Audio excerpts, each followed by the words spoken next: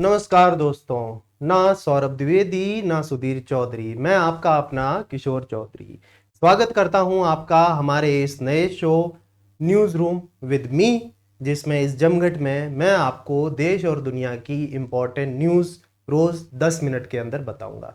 तो चलिए शुरू करते हैं हमारी आज की न्यूज के साथ। ये न्यूज हम आज कवर करने वाले हैं loss and damage fund COP28 का Booker prize, Nagaland statehood day, 5Gs of Indian economy and drones to SHGs scheme, United Nation Liberation Front के बारे में, ट्रॉपिकलाइजेशन और PM जनमन। ये टॉपिक्स होंगे। स्टार्ट करते हैं हम। हमारा पहला topic, loss and damage fund approved at COP28 summit. सबसे पहले तो कि COP28 क्या होता है। COP is conference of parties. अब ये पार्टीज कौन सी है? हाउस पार्टीज नहीं है दोस्तों, ये पार्टीज है जो वर्ल्ड लीडर्स है, सारे सारे कंट्रीज के, वो यहां पर आते हैं। ये 28वां उसका समिट है। समिट का मतलब होता है कि head of the nation will participate. तो इस समिट के अंदर क्लाइमेट चेंज से रिलेटेड मुद्दे डिस्कस होते हैं और पॉलिसीज या स्कीम्स अप्रूव होती है, जैसे कि एक फंड अप्रूव हुआ है। ये स्टार्ट हुआ था UNFCCC के under, United nation framework convention on climate change. जरूरत क्यों थी? क्लाइमेट चेंज, इंडस्ट्रियलाइजेशन की वजह से ड्रूट आ रहे हैं, सूखा पड़ रहा है, अकाल पड़ रहा है, कहीं साइक्लोन आ रहे हैं, कहीं फ्लड या बाढ़ आ रही है। जिन रेगिस्तान में बाढ़ कभी सोच भी नहीं सकते थे, वहां बाढ़ आने लगी, और जहां पर बाढ़ आती थी वहां सूखा पड़ रहा है। ये हम देख रहे हैं हमारे देश में ही, तो पूरे विश्व का यही हाल है। तो देखते हैं इसके अंदर आगे। और तो सबसे जरूरी जो चीज है, वो इस साल COP कहां पर हो रहा है, तो हमें याद रखना है दुबई के अंदर हो रहा है। कहां पर हो रहा है? दुबई के अंदर हो रहा है।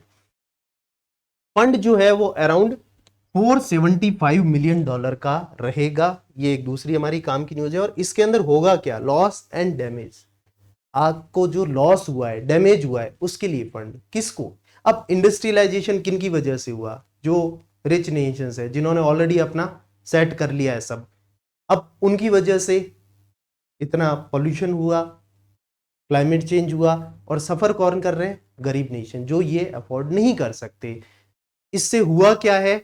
सी लेवल राइज हुआ है, साइक्लोन आने लगे हैं, फ्लड आने लगी है, ड्रूट आने लगे हैं। तो जो गरीब देश हैं, पुअर नेशंस, जो इससे अफेक्ट हो रहे हैं, उनको हेल्प की जाएगी।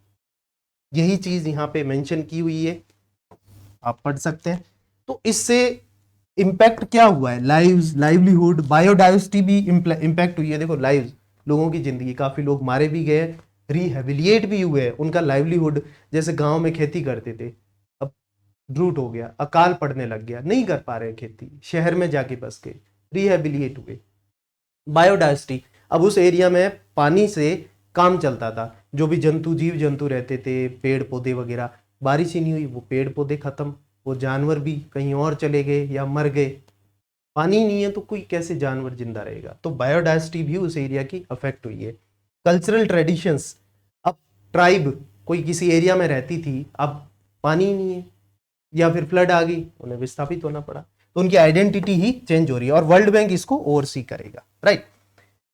अब अगला है इरिश ऑथर पॉल लिंच को इस साल का बुकर प्राइज मिला है, उनके नॉवेल प्रॉफिट सॉन्ग। तो किसको मिला है? PL साहब को, फॉर उन हिज बुक PS। ठीक है, Paul, Paul walker, Paul John, सुना होगा आपने, राइट। अब अगला आता है PM greats on Nagaland statehood day. इसमें सवाल कैसे बनता है? कई बार आता है कि नागालैंड का फॉर्मेशन किस साल में हुआ, तो वो आपको ध्यान रखना है, 1963 में हुआ था। प्रधानमंत्री ने ग्रीट किया है इनके स्टेटहुड डे पे, December 1 को। हमें डेट इतना एग्जैक्ट याद नहीं रहना, 1963 में बना था। कई लोगों को हमारे देश में ये भी नहीं पता कि नागालैंड आता कहाँ पर है। ये हमारे एजुकेशन का ड्रॉबैक मानो या जो भी है। तो ये वो एरिया है जहां पर नागालैंड है। इसके ऊपर अरुणाचल प्रदेश आता है, लेफ्ट साइड में असम है, और राइट साइड में म्यांमार है। यहां पर है नागालैंड, राइट। चलिए, अगला आता है 5Gs ऑफ इंडियन इकोनॉमी। सवाल ऐसे आ सकता है कि ABCD या E, इन ऑप्शंस में से कौन सा जी जो है इंडियन इकोनॉमी के, जो पीयूष गोयल है, उनसे रिलेट नहीं करता है। तो 5G कौन कौन से हैं? Growth, good governance, great, genuine, trust and green technologies. ये याद रखना, ये 5G है for the growth of Indian economy. पांचवा गलत ऑप्शन कुछ भी दे सकते हैं, वो हमें उस पर टिक करना है कि वो सही नहीं है। गोबर भी दे सकते हैं, तो हमें उस गोबर से बच के रहना है। चलिए अगला है cabinet approve central scheme to provide drones to women self help groups. Self help group क्या होते हैं? जिनमें करीब 15 से 25 मेंबर होते हैं, उसी एरिया के होते हैं, और वो अपना इकोनॉमिक अपलिफ्टमेंट चाहते हैं, अपनी condition, socio economic condition improve करने के लिए फॉर्म करते हैं, राइट।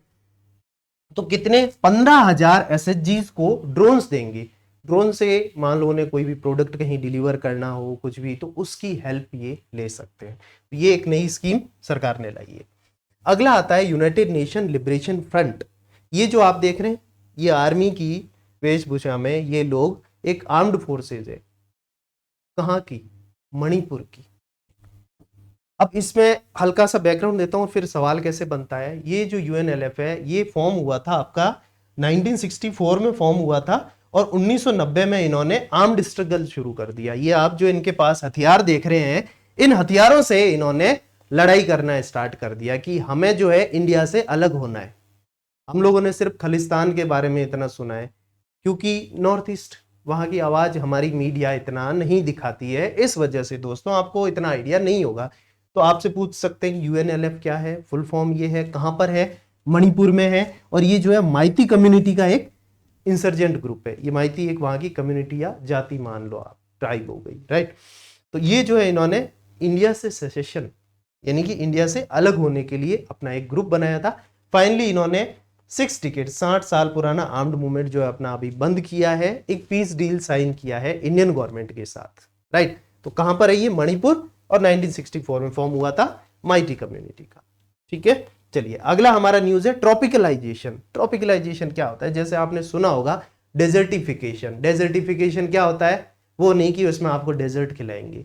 डेजर्टिफिकेशन इज डेजर्ट या रेगिस्तान का एक्सपेंशन। तो वैसे ही tropicalization is expansion of tropics. Tropics से क्या मतलब है? वो तो 23.5 डिग्री नॉर्थ से 23.5 डिग्री साउथ तक रहेगा, ट्रॉपिक ऑफ कैंसर से ट्रॉपिक ऑफ कैप्रिकन। यहां पर इससे ये मतलब है कि जो ट्रॉपिक्स की गर्मी है, वो गर्मी बढ़ रही है। क्यों बढ़ रही है? क्लाइमेट चेंज की वजह से। अगेन उससे क्या हो रहा है? जो मरीन लाइफ है, जो पानी के अंदर जीव जंतु रहते हैं, लाइक मछली और उस तरह के जानवर, तो वो लोग, मान लो अभी वो पहले ट्रॉपिक्स में रहते थे, और समुद्र का आप तापमान मान लो कि 20 डिग्री हो, राइट। तो अब वो 20 डिग्री में सर्वाइव कर रहा है। अब वहां टेम्परेचर हो गया 25 डिग्री, वो कैसे सर्वाइव करेगा? वो भागेगा जहां टेम्परेचर 20 डिग्री हो। 20 डिग्री किधर होगा? हायर लैटिट्यूड की तरफ। जितना ऊपर जाएंगे ऊपर ठंडा, आर्कटिक, अंटार्कटिक, राइट। तो वो उधर की तरफ भागेंगे, और होगा क्या?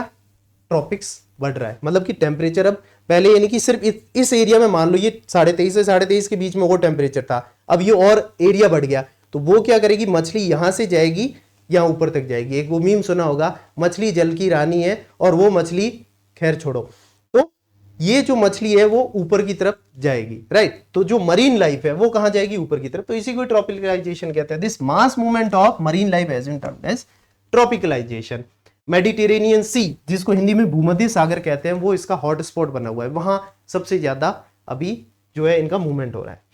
ट्रॉपिकलाइजेशन टुगेदर विद बोरियलाइजेशन। बोरियलाइजेशन क्या होता है? Expansion of temperate species like terrestrial and marine. Terrestrial क्या होता है?